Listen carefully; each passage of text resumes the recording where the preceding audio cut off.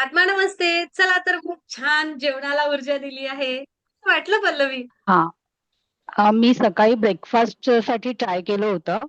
तर हं, तेव्हा ब्रेकफास्ट माझे मिस्टर जेव्हा करत होते तेव्हा ते समोरून मला म्हणाले की आज जरा वेगळं लागतंय, छान लागतंय हं. ब्रेकफास्ट. आणि नंतर माझ्या मुलीने पण ते नोटीस केलं. छान. ओके. तुम्ही ते व्हिडिओ छान बघून झाले अगोदर होते. ऊर्जा दिली होती? हो हो, काल मी व्हिडिओ बघितला होता तुमचा. Good, good, good. आता आता खाऊन पाहिलं तुम्ही आता दिलेली ऊर्जा?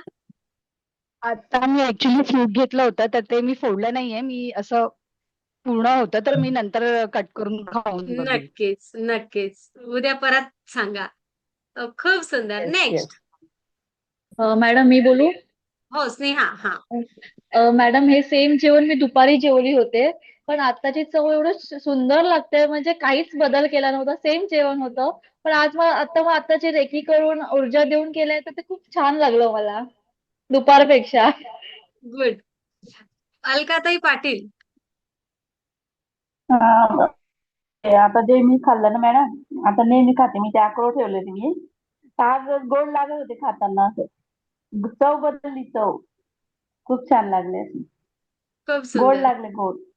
खूप छान, खूप छान. मिताली. मी काजू घेतलेले. ते थोडेसे हं. तुम्ही म्हटला तसं थोडे बाजूला ठेवले आणि थोडे वाटीत घेतले. तर मग ते जे वाटीतले होते ना, ते नंतर आता काही वेगळे लागतात. म्हणजे नॉर्मल काजूपेक्षा हे थोडेफार असे गोड आणि ऊर्जावान असे लागतात. मी बाबांना पण खायला दिले. ते पण बोलतात खूप वेगळे लागतात. आई पण खातीये, तिला पण वेगळे लागतात. तसं तर कोकणच्या लोकांना काजूची आवड नाही आहे. काजू आम्हाला आवडतात. हो ना? हो. खूप छान. खूप सुंदर. नेक्स्ट. घाई करूया फक्त. पटकन घाई करूया. हां. बोला सौरभीताई, तुम्ही माईक सुरू करा ना. तुम्ही बोलताय पण माईक बंद आहे. बोल शिप्रा शिप्रा झाल्या. ओके. कोण आहे? मॅडम बिस्किट हां. बिस्किट होतं मी. बोला, बोला. हां. पार्ले बिस्किट घेतलं पण छान लागलं. ओके. पार्ले बिस्किटाला कोणी ऊर्जा दिली नसेल. आज ताईंनी दिली. खूप छान. ओके. अधिक कोणाला स्पेशल काहीतरी शेअर करायचंय खाऊन पाहिलं. तिलोत्तमा ताई, तुम्ही काय घेतलं होतं? मी बिस्किट घेतले कोकोनटचे. हां. कोकोनट बिस्किट घेतलेले. कसं पण लागलं? टेस्टी लागलेत जरा. खूप छान लागलेत. शकुंतला ताई, स्पेशल सांगतात काहीतरी. शेंगदाणे, बदाम आणि बिस्किट घेतलं होतं. शाबास. तर छान प्रसाद खाल्ल्यासारखं वाटायला छान होतं. अरे वाह! खूप सुंदर. खूप छान. अधिक अधिक कोणाला? मी संध्या, मॅडम पोहे मला. घेतले होते. पल्लवी, पहिले पहिले प्रियंका सालुंके, नंतर दुसरं कोणतरी. हां, हां. बोला प्रियंका. नंतर भाग्यश्री. हां. तेवढं शीतल. हा. मॅडम मी तिखट चिवडा घेतलेला, तो आधी खाल्लेला तो तिखट लागत होता आणि आता हे रेकी करून केलेला चिवडा आता म्हणजे अजिबात तिखटच लागत नव्हतं, खूप छान बघा लागत कसं लागेल. अरे वाह! छान लागेल. खूप छान. मी खूप छान. मॅडम मी बोलते. घरातल्यांना पण द्या. 1 मिनिट पहिले भाग्यश्री नंतर शीतल तुम्ही. भाग्यश्री. भाग्यश्री माईक सुरू केला होता. हां. मॅडम मी केळ घेतलेला होता. मगाशी हां. दुपारी केळ खाल्लेला होता. त्याची चव वेगळी होती ना, आता खाल्लेले म्हणजे केळीची चव इतकी गोड आहे तर खूप छान होती. छान. शीतल ताई. मॅडम मी गूळ खोबरं आणि थोडेसे ड्रायफ्रुटचे लाडू केले होते. हं.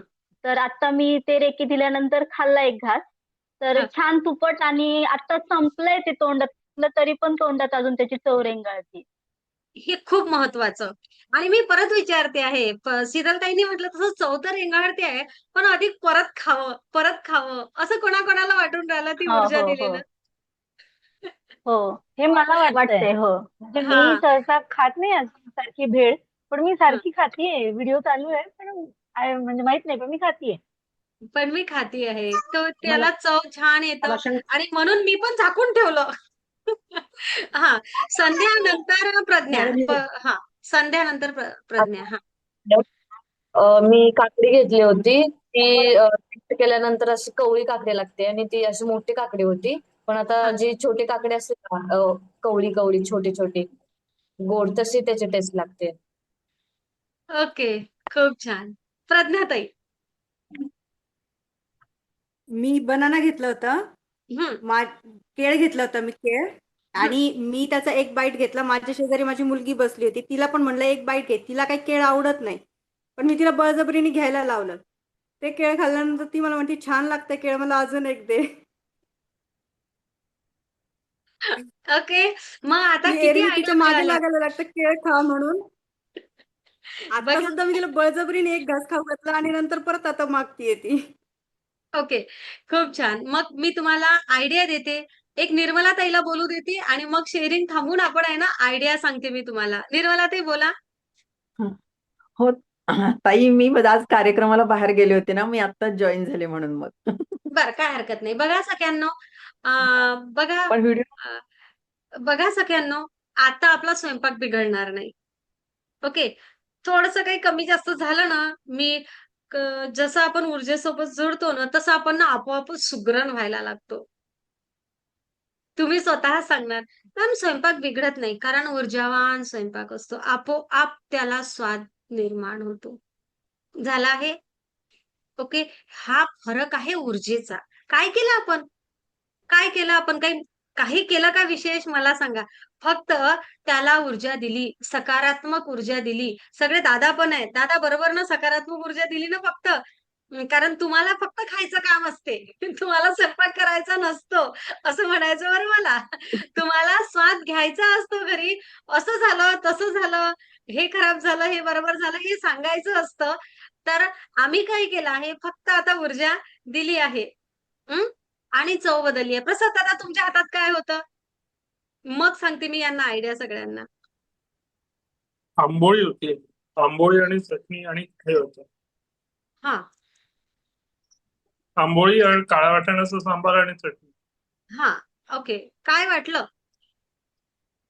हा म्हणजे खात असतो पण आज जरा थोडस स्लाइटली त्याचे डिफरंट आहे असं वाटलं.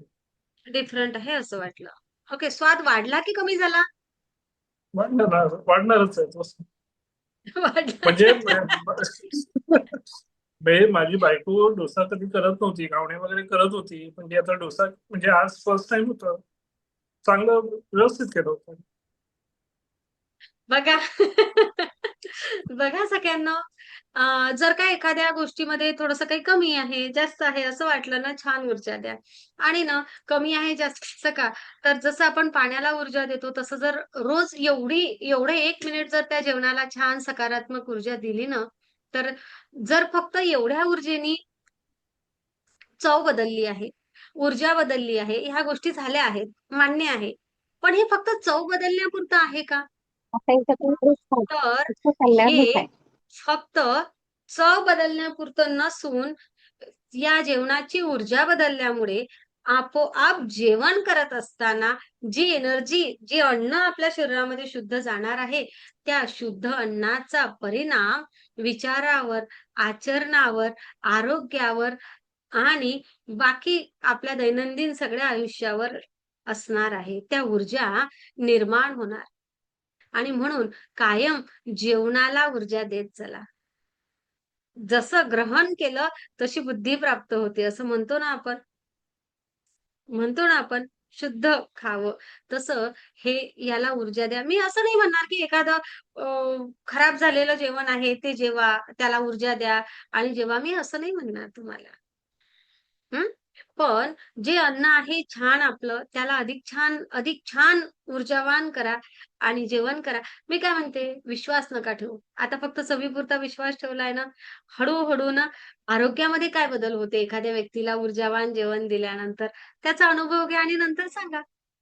बरोबर ना? माझ्यावर विश्वास ठेवू नका. मी सांगते म्हणून विश्वास कोणीच ठेवू नका. तर स्वतः अनुभव घ्या. आपण 8-10 दिवस करून तर बघूया आणि मग बघूया बरं काय बदल होतो तर. ओके. मग बघूया काय बदल होतो. मग त्या बदलाला बघून आपण ठरवूया, की मला काही कृती नेहमी करायच्या की नाही करायच्या. ओके.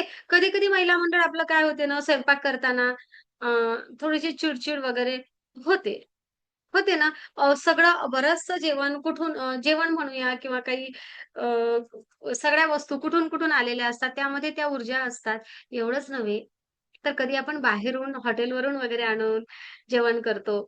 त्याला सुद्धा आवर्जून या प्रकारे ऊर्जा द्या. आता आपल्याला आपली मुलं आहेत, मेसचे डब्बे असतात, आहे ना. बऱ्याच जणांची मुलं बाहेरगावी शिकायला असतात.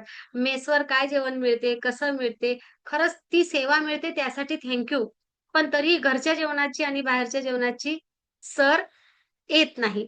हो ना. बऱ्याच मुलं लाडकी असतात, त्यांना बाहेरचं जेवण सहन होत नाही.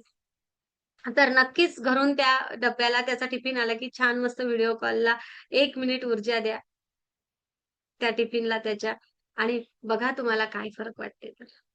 ओके. त्याला त्या जेवणाचा त्रास होतो का, की नाही होत? हे अनुभव तुम्ही मला सांगा. ओके. मी जर सगळ्याच गोष्टी सांगितल्या तर तुम्ही अनुभव नाही घेणार. हं. आणि एखाद्या वस्तूची एलर्जी आहे. एखाद्या वस्तूची एलर्जी आहे मला. असं नाही म्हणत आहे, की मला आईस्क्रीमची एलर्जी आहे तुम्हाला, तर त्या एलर्जीचा पदार्थ खूप मोठा खा. असं नाही म्हणणार. पण तुम्ही एवढंसही जर खाऊ शकत नाही ना, तर याला अशा प्रकारे ऊर्जा द्या आणि थोडा खाऊन बघा. असे अनेक सदस्य आहेत, की ज्यांना अनेक गोष्टींची एलर्जी होती. ती कायम ती ऊर्जावान होऊन केल्यामुळे एलर्जी आलीच नाही आणि हळू मेडिटेशनने शरीराचा ऑरा असा झाला, की त्यांना कोणत्याच पदार्थाची आता एलर्जी नाही. पण ना अनुभव घ्या. ओके. येथे कशाप्रकारे अध्यात्म काम करतं, कशाप्रकारे विज्ञान, मानसशास्त्र काम करते, हे मी तुम्हाला नक्कीच समजून सांगेल पुढच्या टप्प्यावर. पण इथं मात्र आपलं काम आहे थोडासा अनुभव घेणे. करूया मग? ओके. अधिक कोणी आहे स्पेशल? मॅडम मी ऊर्जा दिली आणि हा फरक पडला. बोल. आणि प्रीतीताई. हां. पोहे तिखट माझे पोहे तिखट झाले होते.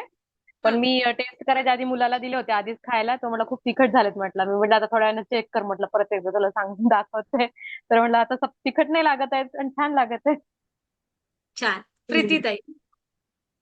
मी चिप्स घेतले होते मॅडम. तर हां. माझ्या मुलीने खाल्ले. ती म्हणे पॉकेट मधले चिप्स आहे ना तेलकट लागतंय आणि ऊर्जा दिलेले छान लागतंय. शाबास. मग ती म्हणे आता दुसऱ्यांना मला तू सांगा. गवाराच्या शेंगाची खाऊ घाल. करून बघा. एकटे पण करून बघा.